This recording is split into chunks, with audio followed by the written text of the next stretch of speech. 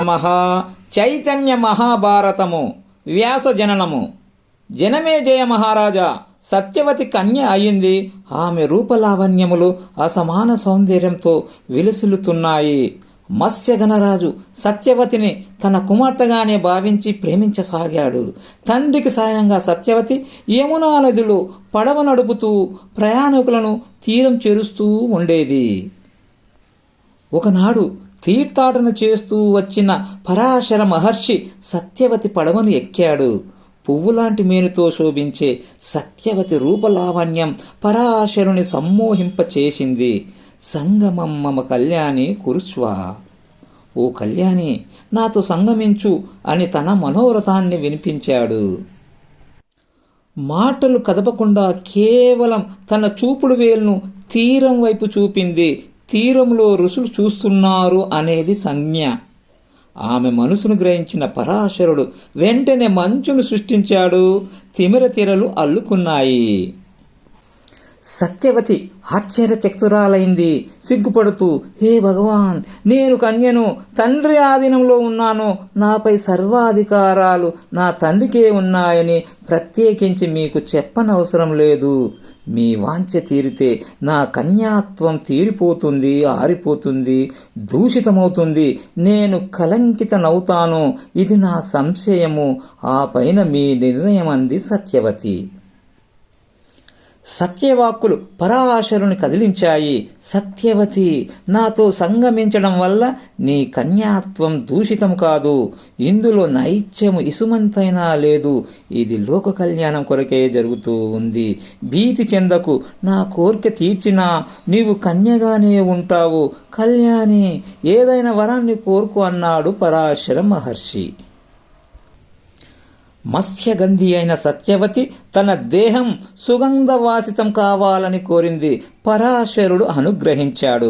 వెంటనే ఆమె శరీరం నుండి సుగంధ పరిమళాలు బయలుదేరి 1 యోజనం వరకు వ్యాపించి ఆగ్రానించి వారికి హాయిని ఆహ్లాదాన్ని ప్రసాదించాయి. ఇంతవరకు మత్స్యగంధిగా తెలిసిన సత్యవతి ఈ క్షణం నుండి యోజనగంధి అనే నామంతో ఖ్యాతి వహించింది.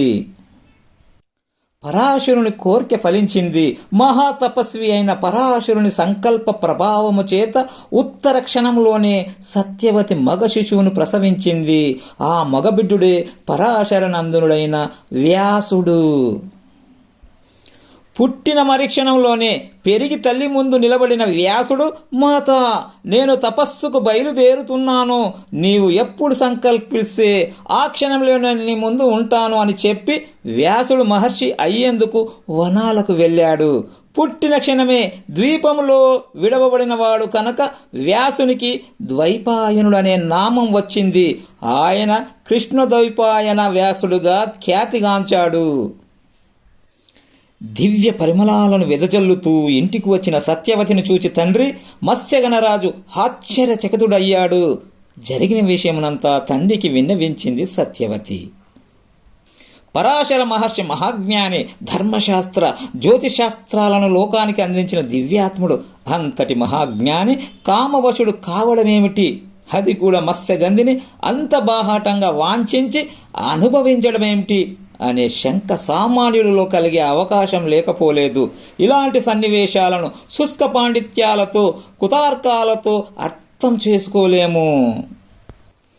పరాశరుని మనసులో కదిలింది కామవాంఛ కాదు, అక్కడ సంకల్పం కదిలిందే గాని కామవాంఛ కలుగలేదు. మహర్షి చర్య నిందనీయంగా భావిస్తామా? మరి ఆ కార్యం నిందనీయమైనదే అయితే దాని ఫలితమేమిటి?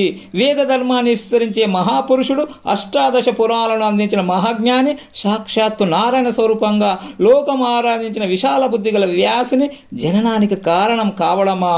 మహాత్ములను సామాన్య మానవులతో పోల్చుకొని అర్థం చేసుకోకూడదు. మహర్షుల ద్వారా ఏది జరిగినా అది లోక కళ్యాణానికి ఉపకరిస్తుందే గాని ఆ పవిత్ర కార్యాలలో స్వార్థం అనేది కాగడపెట్టి వెతికినా కనిపించదు.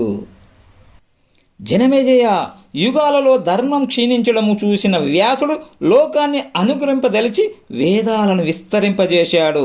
ఈ కారణంగా ఆయన వేద వ్యాసుడు అనే పేరును గడించాడు.